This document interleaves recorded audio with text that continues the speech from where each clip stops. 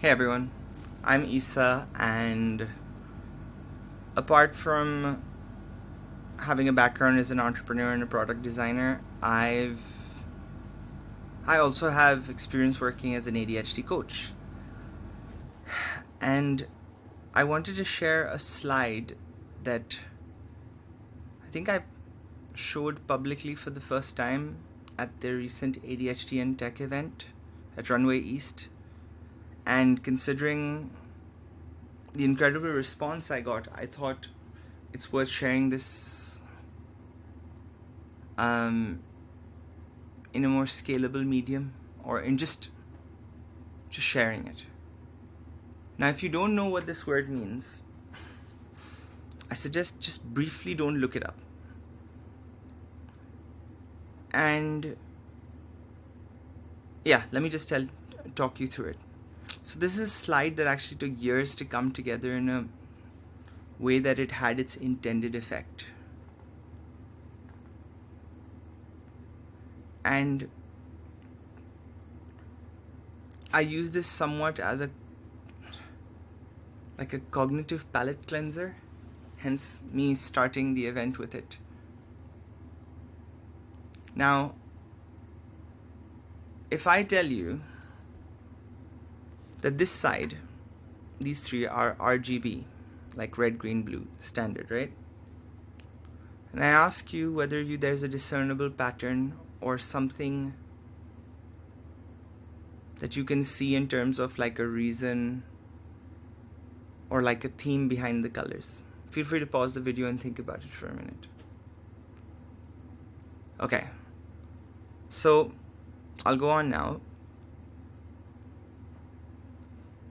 and explain what the word is. And I think people have different ways of expressing it. I think if you look at Wikipedia, it talks about how in the philosophy of mind, qualia are defined as instances of subjective conscious experience. Someone else will express it as a term that philosophers use to describe the nature or content of our subjective experiences. And some people will instead use it as a way of expressing the fact that all experience is subjective. So for example, you might see this color here, right? And without being too pedantic about what the color is, let's just say it's red. The thing that's interesting here is if someone else looks at it and is asked what color it is, they might say red or some variation on it. But what's really interesting is they might be seeing it as the equivalent of green for me. But throughout their entire life, people have pointed that color and said red. So it's quite interesting that there's things that might be happening, or experiences that others around us may be seeing in a perhaps aesthetic but not too different manner, but there's also ways where it does impact things, like rather than just looking different. And if you look at this is just a simple slide where I take these base values and show the 8 common forms of color blindness.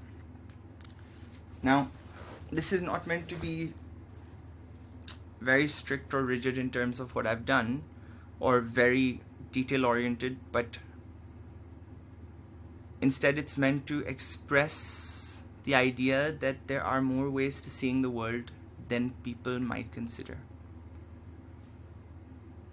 And what's interesting about it and my experience with ADHD is, while designers can talk about how the contrast between some of these is better than the others, if you look at the red, the green, or the blue, and if you're a bit more atypical, you may see that and you'll be like, actually each of these are easy to read. What's interesting is, and while I don't believe I have any form of color blindness, I believe, because that's a longer discussion into how you would know. But for me, a lot of things in life were the equivalent of trying to read this. And what's interesting about it is that, just going back to that colorblind example, look at the contrast now. Is this easy to read? Maybe the middle one is relatively better, but what about this? What about this? And the thing that's happened consistently is people have said, you know what, you can't read it, look, it's so easy, why can't you read it? You're lazy, you need to try harder, you don't have the right attitude. Have you tried sitting still? Have you tried just starting?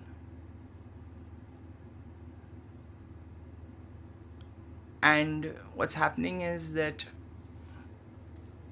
what's really fortunate right now is that not only is the world opening up a bit more to the prospect that there are different ways